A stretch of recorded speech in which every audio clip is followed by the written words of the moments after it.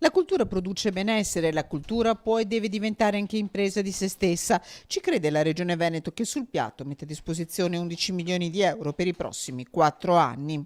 Noi abbiamo voluto come Regione Veneto invertire questa concezione e tra le prime regioni in Italia abbiamo destinato dei fondi europei POR-FESR che storicamente sono sempre stati destinati ai comparti tradizionali dell'impresa, alla manifattura, all'artigianato, al commercio, li destiniamo invece alla cultura. Fondi destinati a imprese culturali e creative in un momento favorevole. Come fotografo il rapporto 2016 di Federculture presentato a Roma la scorsa settimana e in Veneto a Piazzola.